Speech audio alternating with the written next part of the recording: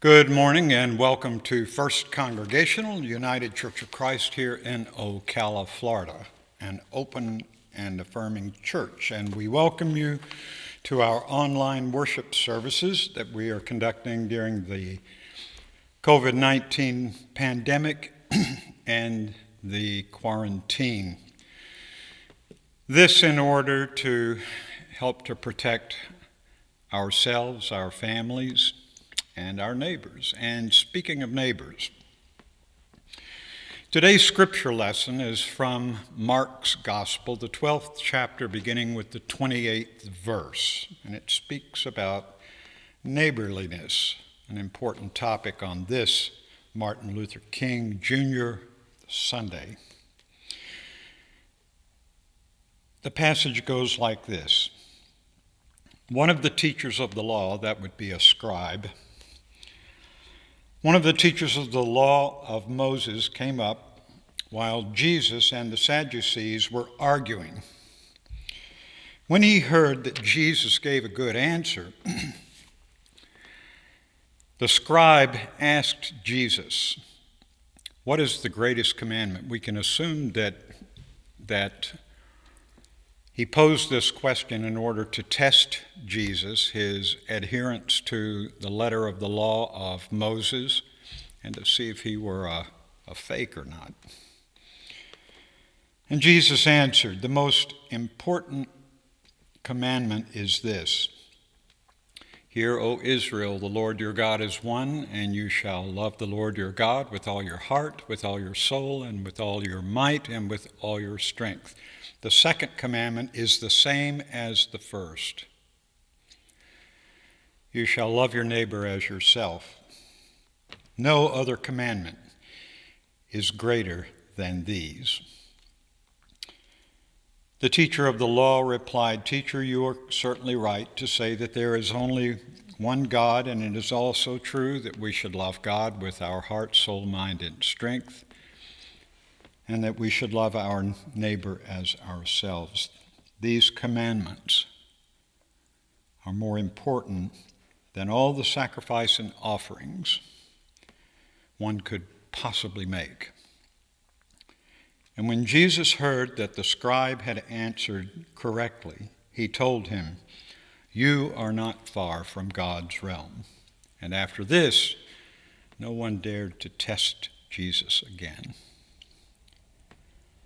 Friends, listen. God is still speaking, and we are still listening. Now, I happen to be one of a very few number of Christian theologians who believes that this passage is the center of our faith.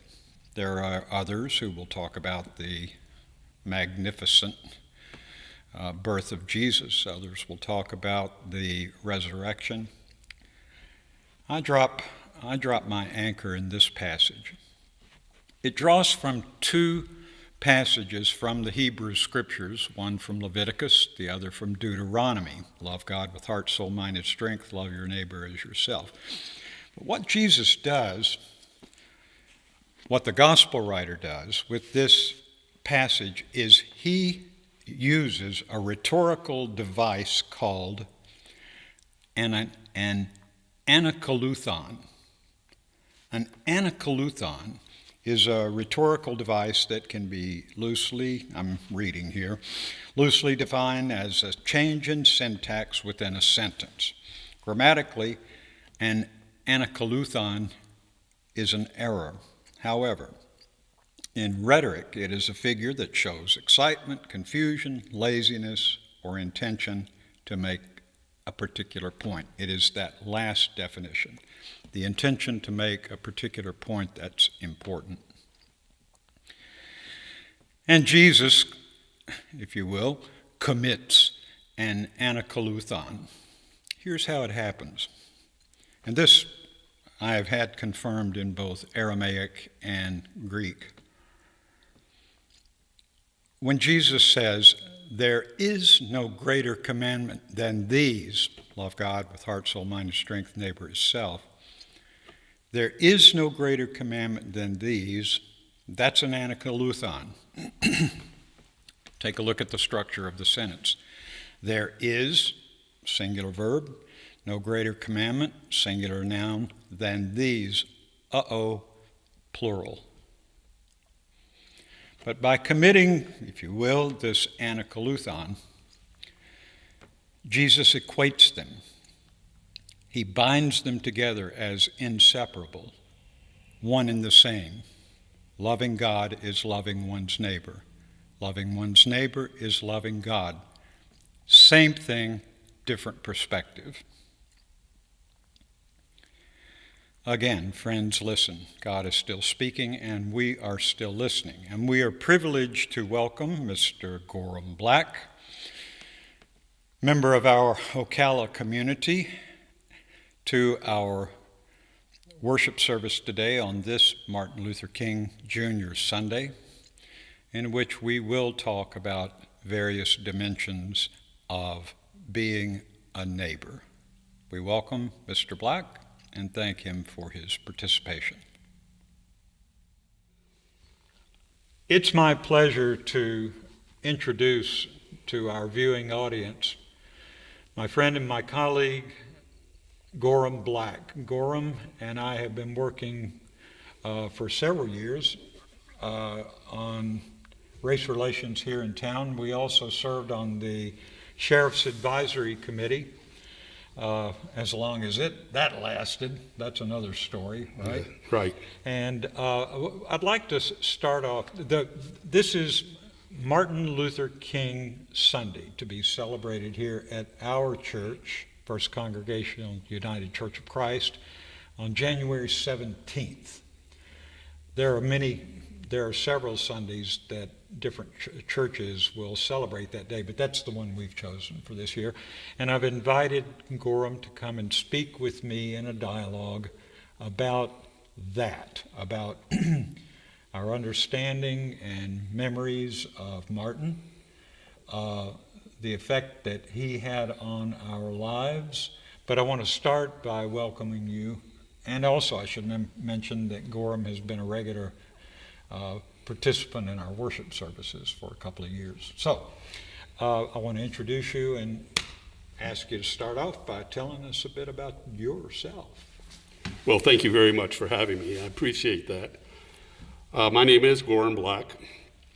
I was born in Fort Devens, Massachusetts, almost 78 years ago on the 25th of this month. My father was an officer in the United States Army, and my mom was, I guess, a housekeeper or a house mom in those days until we moved to Chicago, Illinois, as Dad went off to World War II. In Chicago, Mom became, what was the precursor to a 411 operator in those days. Mm-hmm. And we lived with her mom, my grandmother, for years and years and years until he came back. I did not see my dad again until I was 3 years old and the war was over, because in those days we had an ethic in this country that you went to war and you fought until the war was over. Something we have not done since, because everybody has so many months that they spend during a deployment these days.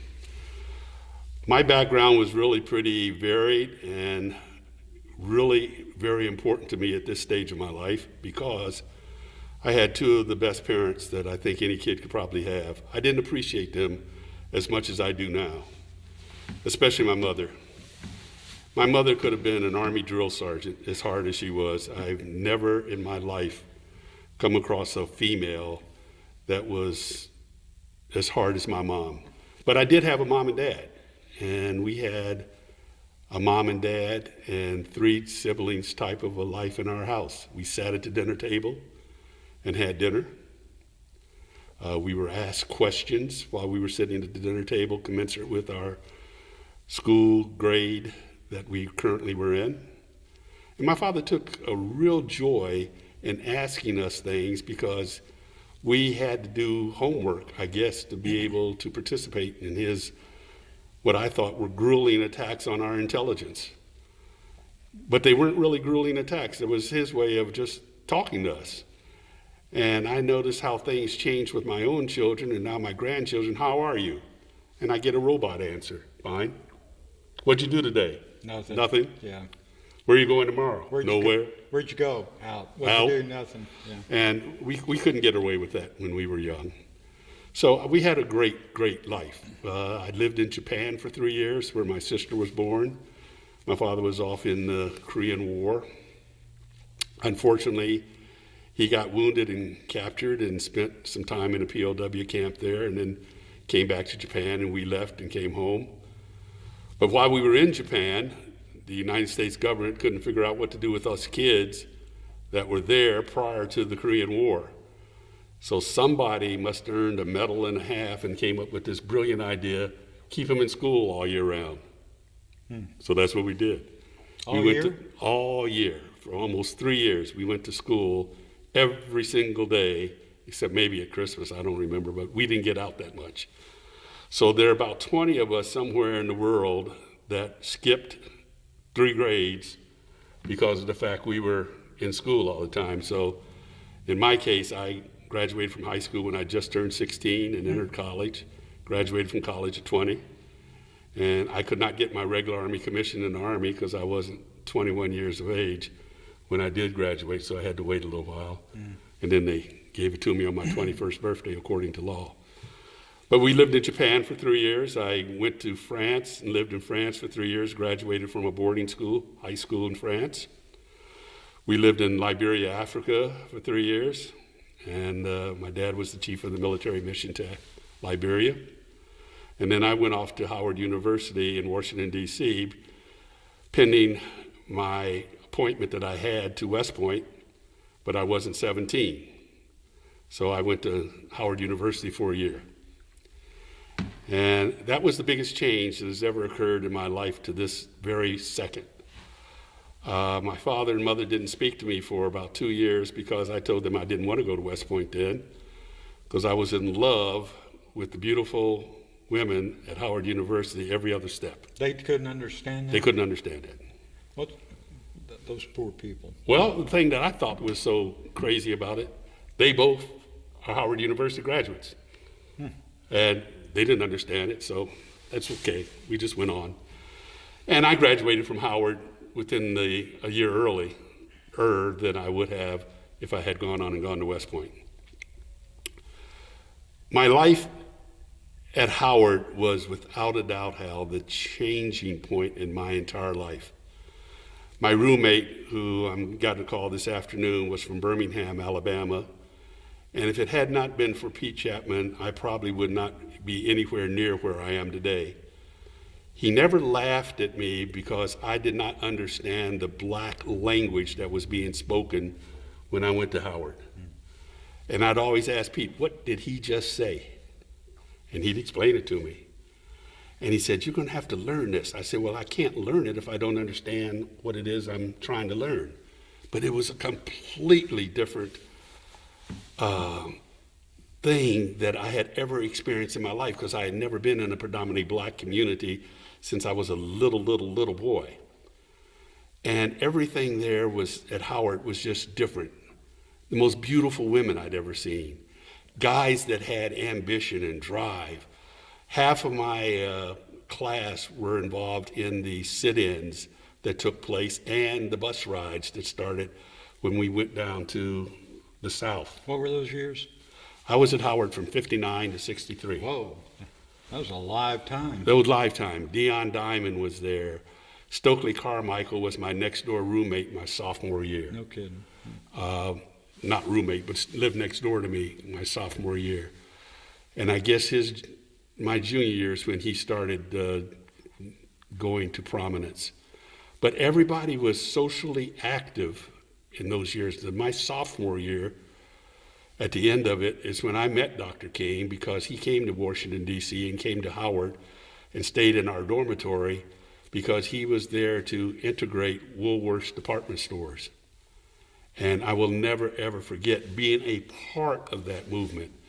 I had a big cast on my leg because I had broken my ankle doing something stupid. And chasing. Running up and down the hallways, as I remember. The women. No.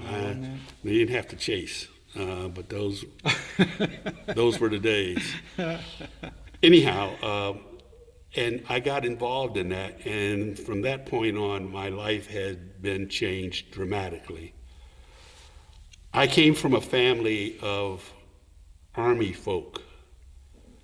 My great-grandfather, or great-uncle, I could say, was in World War I. My grandfather was in World War II, as well as his son. My father was in World War II. And they were about 30 miles from each other in Italy doing very different things. My grandfather was a logistician type, and my father was an infantry officer. My brother is a retired colonel from the Army who taught at West Point for 16 years. His son graduated from West Point and now is an instructor at the military academy at West Point. My sister's son, my other nephew, just retired last month after 30 years in the Army as a command sergeant major from Bielefeld, Germany. So our family goes way, way back with this military stuff. And I guess it kind of, when I got to Howard, was a change. I never saw this kind of stuff so dramatically as I did being in Washington, D.C., as I didn't see it on a military post. You didn't see the racism? I didn't see it. I didn't feel it as much as I did at Howard. I had never understood this concept of you have to go to the back of the train or the bus. We had streetcars when I first went to D.C., going up and down Georgia Avenue. I didn't understand that. I did not understand why we had to walk instead of ride down the few blocks to go to the Capitol, to go listen to the senators' remarks on the Senate floor or something like that, which you could do by just getting a card from your congressperson and just going down there as part of your political science class, if you will, because that was one of my majors. So it was a whole different experience. Working with Dr. King was an entirely different experience. And he told me and everyone else there that, this isn't the time for you to get ticked off. This is time for you to sit and be nonviolent. And having people curse at you, call you bold names, and throw soup on you was just not my idea of sitting there and being passive. And I really had to work at that by putting my hands underneath my legs and making sure that I just didn't upset the apple cart by saying something that I would live to regret or be regretful for saying it. After graduation, I went into the military. And my first tour was at Fort Campbell, Kentucky, 101st Airborne Division. My dad's was too. Yeah? Yep, 101st. Yeah. And Screaming Eagles. Screaming Eagles. And the purpose of me being assigned there was to jump out of perfectly good airplanes. And my best friend had graduated the year before and was assigned there. So I got to Fort Campbell, Kentucky, and there was no place for me to live on post, so I had to go to Hopkinsville, Kentucky to get a place to live.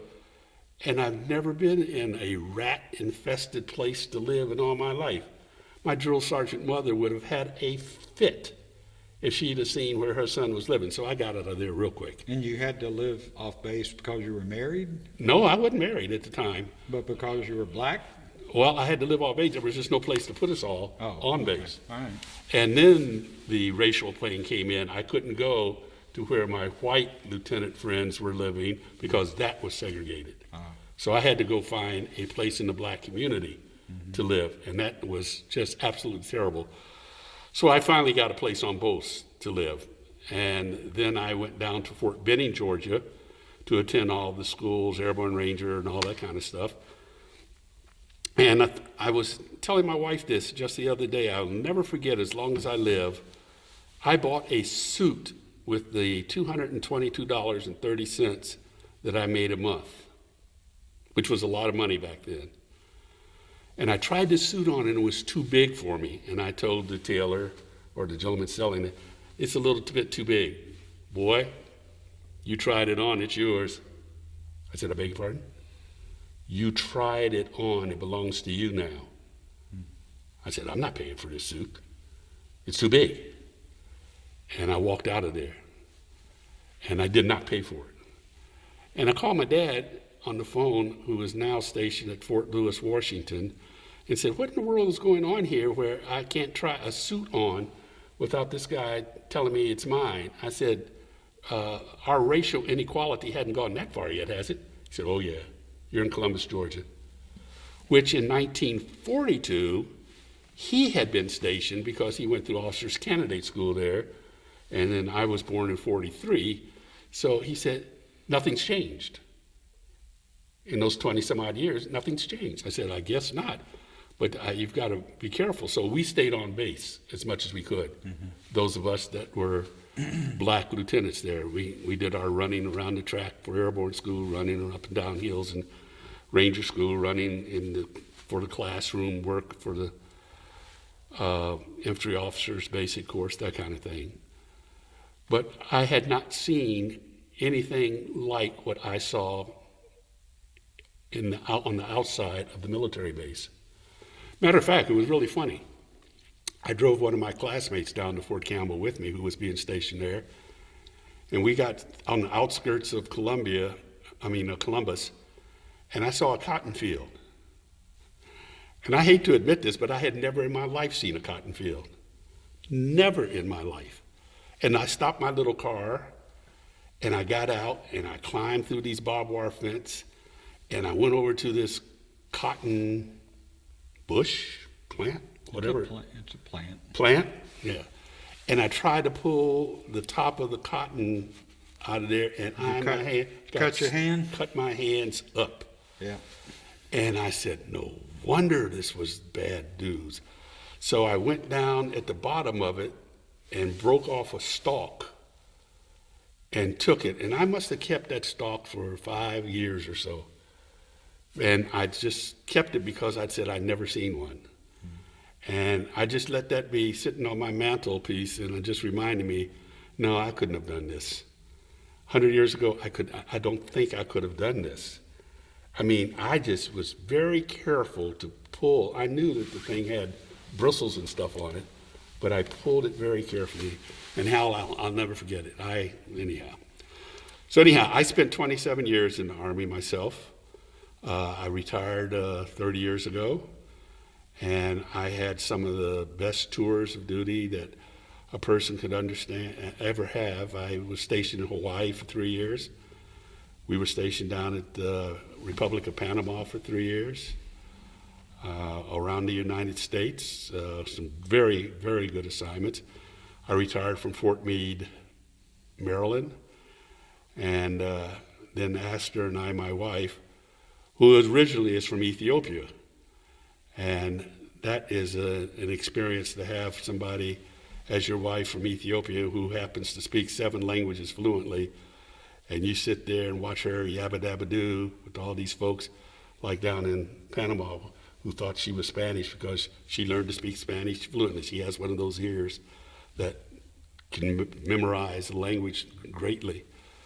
And everybody thought I had married somebody from Panama when we were there, and I didn't. But anyhow, that's another story. And we're kind of happy here in Ocala, with the exception of the political nonsense, mess, whatever we have here in Ocala that we're all still paying a price for. Okay. I want to talk about your experience with Martin, and to a degree, I feel somewhat that I don't have the right to call him Martin, but I feel that I do in another way because I count him to be a colleague in ministry. He is one of my icons of the holy, a person through whom I see God. And that's an intimate relationship. When I think about his life, his ministry, his courage, and all of those types of things, I am humbled. And yet there was I never met him, met Coretta, but I feel that he and I have something that's very precious that we share, and it is an understanding of what it means to be a neighbor. And as I spoke earlier with respect to the scripture lesson today, Mark 12:28-34, where Jesus is asked, "Who is my neighbor?" and he answers that his equation that to love a neighbor is the same as to love God, that they are inseparable. They are two ways of looking at the same thing. So let's talk about Martin. Tell me more about your experience with him at Howard and your understanding of him through your later years. I think that's a very good question, because I don't know if it was my youth or his not having risen to prominence in those days. We all knew who he was and what he was, but I didn't see him in the light that I see him like you do now. He was a gentleman that came to Howard University that was going to lead us in a meeting in the Rankin Chapel, that was going to tell us how to sit, how not to fight, how not to get angry, do not do anything that would cause someone to want to harm you, and not hurt you, harm you by your actions. I didn't see him that way then. I hope that I'm not being rude for saying that, but it was either the fact that I was just a sophomore in college, or the fact that he was not the preeminent person that I view him as today. The one thing that I did do with Dr. King is I got a chance to talk to him. And we had not a long conversation, but the thing that he did do, for some reason, I had a Howard University piece of stationery in my notebook, and he wrote, "To Gorham Black, with best regards, Martin Luther King Jr." I had that permaplaxed, and whenever I moved in the military from post A to post B to post C, I hand carried it. I didn't let the movers put that in the moving van, because I said, "You all touch this, lose this, and I'll be in jail, and I don't want to do that." Astor needs me, because I make a lot of money to take care of just the two of us, and the kids were gone. They're in college now. So anyhow, I think as I grew to know Martin Luther King as a result of growing with the classmates that I had from Howard, who became preeminent in their fields, especially those that were involved in the civil rights movement, the Stokely Carmichaels of the world, the Dion Diamonds of the world, and so many of my classmates at that particular era at Howard, it was unbelievable. This was the man of all men. This gentleman had things going with and for him that all of us would just kill to aspire to. I mean, one of the things that I've talked about that has got me in a lot of trouble in speeches I've given here in town is the fact of how calm he was. Really? I never heard him raise his voice. I never heard him raise his voice. Now, if he got with his lieutenants at some kind of personal meeting and went off on them, I never saw that. So I can't comment on it. But in the public settings at which I was in attendance, I never heard him raise his voice. He didn't cuss anybody out. He didn't demean you, the individual, in public. And I gave a speech once that said, we have seen that happen so much in the last 4 years that I never saw that as a younger person. For an example, I had the privilege of working in the Obama administration in the state of Maryland. And when we would go to meetings at the White House, I never heard President Obama, for an example, cuss anybody out, start hollering. I mean, this no drama Obama must be a thing. He really was. But you can't imagine what that did to you when, whether he knew you or not, "Hi, how are you doing? Thank you so very much for coming today." Man, I felt good. As opposed to being chewed out for not having done anything wrong, in my opinion, like so many people have had done in these last tumultuous years that we've been living in. So that was Dr. King. I have read most of Dr. King's books pretty thoroughly. I have seen the advice that he has given, especially my classmates, on trying to get this civil rights business in compliance with a godly view. And the only thing I've ever disagreed with him on is his view on Vietnam, because I was military. And the reason I didn't agree with him on the thing in Vietnam is that I really believed in the domino effect, militaristically. I didn't believe in the domino effect just socially and social injusticely, but I believed in it from a military standpoint. And I had already been to Vietnam, and I was one of the few people probably that went to Vietnam that had studied Vietnam in college, because I had Bernard Fall as an instructor in my history/political science classes. And Bernard Fall was the guy that wrote 2 Vietnams, The Street Without Joy, which we had to buy, of course, for his class. But that was something that I just hadn't bought into yet. I was completely aghast when Dr. King was killed. I kind of did not come to grips with that for several days, because I wouldn't allow myself to believe that that kind of hate was just that imminent in this country. And of course, you and I can probably say to ourselves now, it is, and it was, and it still is. Yeah, we're going to talk about that in a little bit. Okay, so that's how I kind of viewed it. Yeah. I was an 18-year-old in 1968, and when college rolled around, the draft was still alive, and that's when they had the lottery. And I got 71, and that was a pretty low number, and I figured I'm going to be drafted. And I agreed with Dr. King in that time, with his position on Vietnam.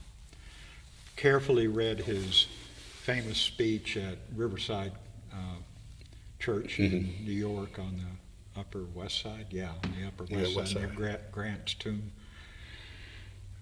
Carefully read that and determined that I had to agree with him, and I would not participate. As it turned out, I was deferred, so I didn't have to make the terrible choice about what to do with respect to being drafted, whether I would accept being drafted or not. You and I may have a disagreement with that time, but I had to say, in much the same way that Muhammad Ali said,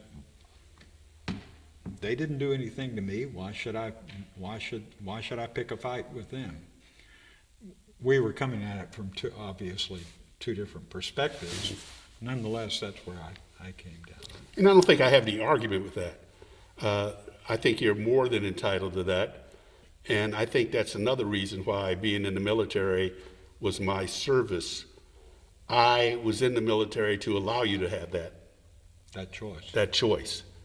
And I think that I came dead face with that, because in 1960, late 68, early 69, I got selected to go to graduate school, and I chose Syracuse University because of the Maxwell School there in international relations.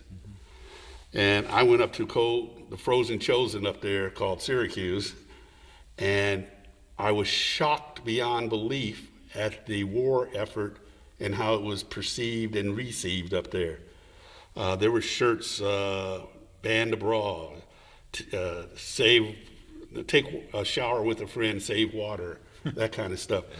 And the professors up there, you have to have, as you know, a B to get that course counted for you. And they all said they didn't like military. And I told no one that I was a young captain who had been chosen by the military to be eligible and selected to go to graduate school. I said not a word. I grew the biggest afro and the biggest beard that anybody could possibly grow, just so I didn't even look military. That's hard to picture. Well, I did. All right. And I paid a price for it. I also spoke to none of my classmates about it, about being in the military. I didn't say anything. I told my wife, you don't go around talking about the military, but you can just go out to the commissary on your own and just do what you got to do. Gorham, let me hit you with one. I had a conversation with a parishioner, and he informed me that the reason for the attack on Congress this last week, on January 6th, 2021, that the attack on Congress and the attack on the Capitol building is as a direct result of the violence that occurred after the killings of black men this last summer, that was a direct response. And I was puzzled by that question, or by that statement, and I asked clarifying questions in response to it. And I haven't received the responses to his questions yet, but I did offer a perspective at the end of an email in response to that. And this is what I said. In my view, we are engaged in a race war. And we have been engaged in a race war for the last, how many years? 300? 1776? 1691. Yeah, 1691, yeah. And that it has never let up. There have been ebbs and flows in how intense it was in terms of the amount of violence and in the amount of racial suppression, with occasional spikes here and there. But what I'm seeing in my lifetime since 1968, when I became an adult, is that in the early 70s and throughout the 70s and the early 80s, racism in many ways, not always, went somewhat underground. That was during the days of the dissolution of the Ku Klux Klan. The personalities like George Wallace, Stokely Carmichael, wrong. Personalities like George Wallace, Bull Connor, and Lester Maddox from Georgia, that type of racism in the public eye went underground. And that what happened in the last 4 years in our country is that the fingernail got scraped across the fabric of America, and it allowed that racism to bubble up in full force. I'm wondering if you care to disagree with that or to comment on it from your perspective. No, I totally agree. I was thinking of something the other day, because I was writing a paper for Bridges. Mm-hmm. That Bridges Project wanted to know, why did you join Bridges? And I said the only way I can answer that question is to go back and tell you who I am and where I came from, which took a little bit of time, unfortunately. And that's where I got my quote-unquote schooling, my learning. Mm-hmm. And I totally agree with you. I have never in my life, or would never have thought, that the United States of America would have become more racist than it was. I don't know if a lot of folks can understand this, but I said one day in church, and this is an upgrade to what I said in church one day, it is now currently exhausting to be a black male in America. It's beyond worried about being a black male in Chicago, in this country, or just being black. It's totally exhausting doing this. And let me explain why. you're viewed through lenses that are so skewed that you can tell you're being viewed with them. I just came from a meeting, and people looked at me with that "I'm better than you" look, and I know what it is. When Do you think that what's happened in the last 4 years has been that scraping of the fingernail across the fabric of the country? Oh no, heavens no.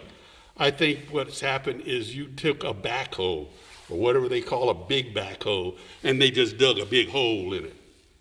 It's that big. It's that chasm is that big. Nobody pretends anymore. Nobody pretends. The Capitol Police said they were called the N-word. Nobody, I don't think, would have done that to a Capitol policeman in the years gone by. One thing, they have a gun, and people don't understand. Bullets kill people. Imagine. And for them to have had that kind of rhetoric by these marauders that came in there attacking the Capitol, it's just unbelievable. I have found, Hal, that the fingernail is just too nice of a thing. There is a big backhoe that's out there that's digging a big hole that says, do what you want to do, say what you want to say. And the problem that we have now is we don't confront racists. And I think we have to. There's a way I think you can confront somebody. Because I was just talking to a young lady that said this. She says that I don't see color. And I said, you know that's a racist statement, don't you? She said, are you kidding me? I said, yeah. I said, because for you to say that means that this is something that's in the forefront of your mind that you absolutely think about. You know, one of the ones with respect to that always gets me is, and I have family members who do this, and some associates and friends who will say something like, say, if I'm taking their part, I'll say, well, I have this friend, his name is Gorham Black. He's black. Or my third grade teacher was Mrs. Simpson. She was black. And I got to identify, but I don't do that with white people. No. And the newspapers don't either. Right. TV doesn't either. Right. If Joe the rag man holds up a bank and comes out with $1 billion gazillion, Joe the rag man this evening at 12:42 attacked the bank and came out with $1 gazillion. In the message, you know he's white. Yeah. But if Joe the rag man, a black male who lives in Umpty County, they'll identify all that. Yeah. And I think that stokes the racism. I do too. It really stokes it. And I just don't know why. For an example, I get in a lot of trouble down here because I try to confront people when they come up with these racist statements. Like a lady stepped on me one day at the clinic I was at, and I said, "Ma'am, that hurt." She said, "Well, what do you want me to do about it?" I said, "You could have said, 'I'm sorry.'" And she said, "Well then, I'm sorry." I said, "Well, thank you." And I went on. That's the kind of confrontation I'm talking about. You don't have to take out your knife and gun and go after somebody, but I don't think we do that enough. It's like a call to civility. Call to civility. And unfortunately, you weren't on this call, I don't think, the other day. It's awfully hard for me to want to be a neighbor to somebody who treats people like that. It rips me up. I get angry. I get what Martin didn't demonstrate publicly and openly. It fries my bacon. I get really, really angry at folks they have access to the internet, to a world of knowledge that when you and I were kids, we didn't have. We didn't have instant everything, instant knowledge through our cell phones and others, things like that. But to be so unwilling to look at the perspective of and the angle, the trajectory, and the azimuth of ways of looking at the world and experience through other people's eyes that is available to them if they would act. Instead, what we do is we build taller and taller walls across the Rio Grande, in our gated communities, and so forth, to the point that we're in more of a Gesellschaft community than a Gemeinschaft community by eons, and yet we use wires and radio signals and TV signals to penetrate those walls, but we're not willing to go through them ourselves. No. And it strikes me that something about the religious life may have something to say about this. Not only the fact that Martin was a pastor and an extremely well-educated man. By the way, I graduated from Boston University. So did he. So did he. And it strikes me that the perspective of Jesus, that to love God and to love one's neighbor are precisely the same thing, and that there is no hierarchy between them. It's not like love God first, and when you got time, love your neighbor. But rather, there are two perspectives of looking at the same thing, and that is the integrity of another human being and the love that has to be registered towards them through acts of justice and compassion. I think I hate to answer a question with a question. One of the things that galls me to no end are those people that manifest their love of God and claim that they are a cross-carrying Christian and have the most racist views that you've ever seen in your life, have no positivity toward their neighbor whatsoever. And I see it happening in the Capitol the other day. The guy carrying the cross that said he was a Christian. If he's a Christian, why is he breaking into the Capitol? I mean, that makes absolutely no sense to me. But I see it down here more than I see it in that Capitol thing. I have come across more Jesus. Christians love Jesus. Jesus is on my car. I love Jesus bumper stickers, all that kind of stuff. And they're the biggest racists that ever walk down the street in what they say and do. And I don't understand it. Yeah, how about sometimes when I come in here and a parishioner comes up to me and said, boy, you really talk well, and then stop. What's the rest of the sentence? I know it too well. And you're black. And you're black. And you talk well for a black man. Yeah, you do. You're really good at that, by the way, I should tell you. Yeah. Or I was in a phone store the other day because my telephone broke, brand new. And the gentleman came out from behind the walls back there and said, "Jiminy, I thought James Earl Jones was in the store." I started to pick up my stuff and leave. I really did. And my wife happened to be with me. And she's up there kicking me, saying, "Don't you dare say anything. Don't you dare say something." And I'm getting kicked in front of the counter, so I just shut up. But those are the kind of things. Now, when I was in school, for an example, black is not the name associated with most black people. Very few blacks have that name because it's from Scotland. And it just so happens my great-grandfather was from Scotland and had red hair. Okay? I had red hair. I just hanged a picture the other night. Until I was about 7 or 8 years old, my mother used to pour tea on my hair to color it. So I'm told, I don't know. But he had red hair. My sister had red hair until the day she died. But where do you see this happen other than in, say, the military school system?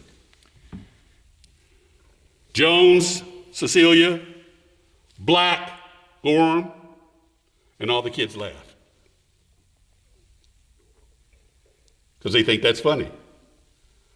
But where, as I said in this paper the other night, where are they getting it from? They're getting it from around, hopefully in those days, their kitchen table because they're hearing mom and dad say the same thing.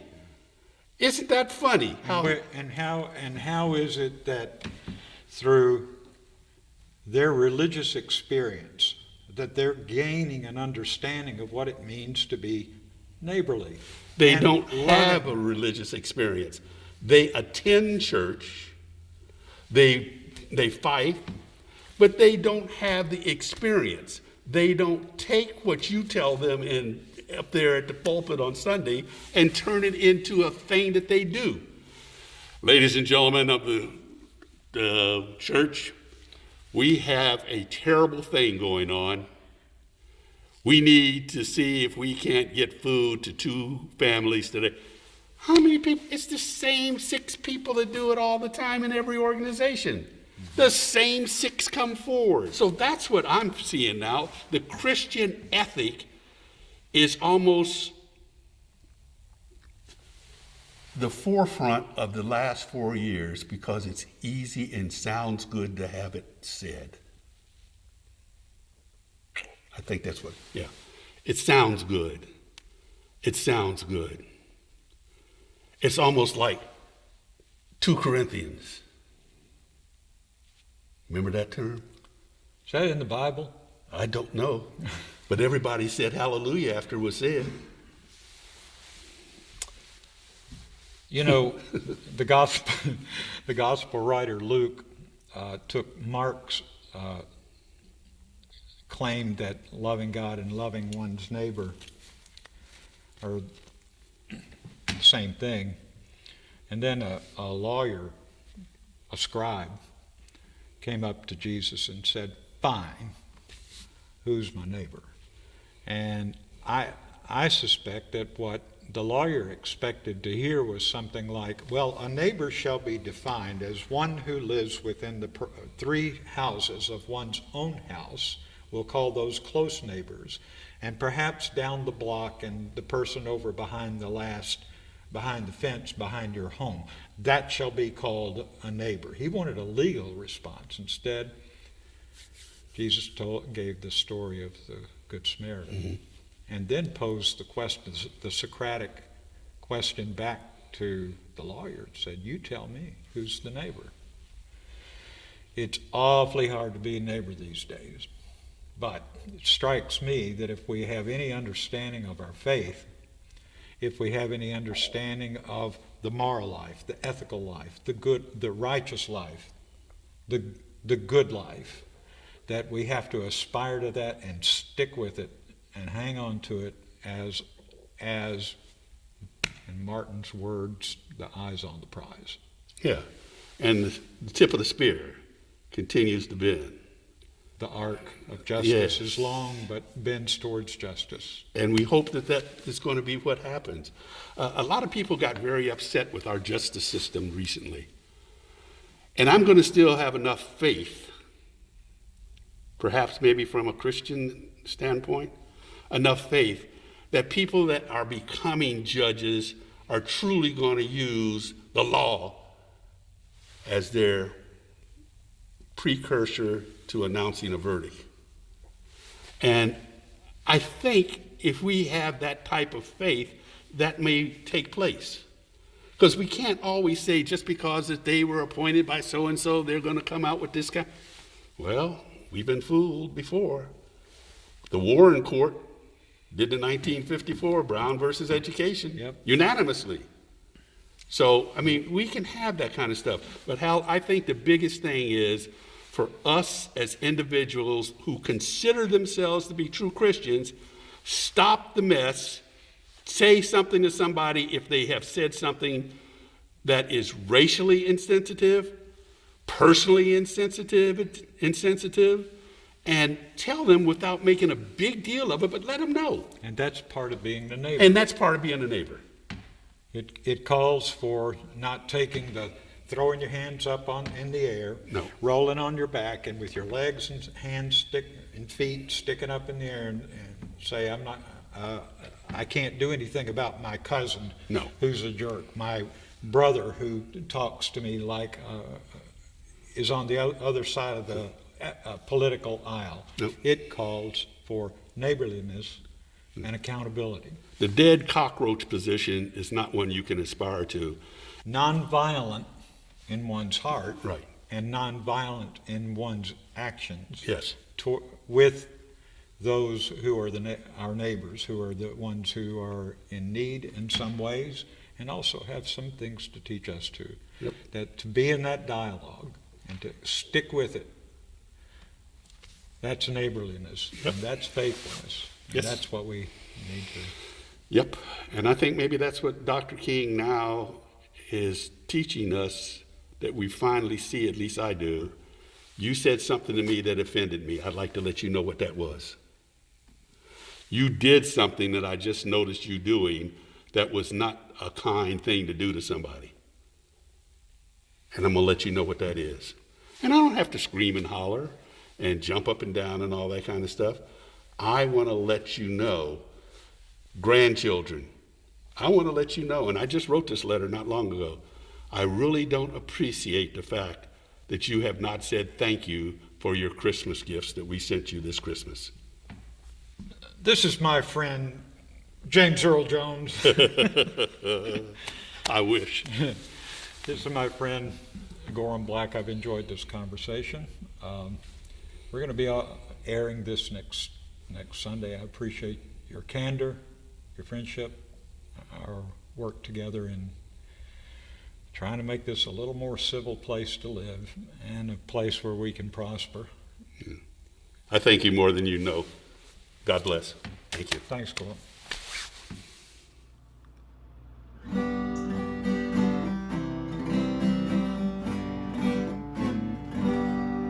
Oh, for 1,000 tongues to sing my great Redeemer's praise, the glories ever echoing, the triumphs of God's grace.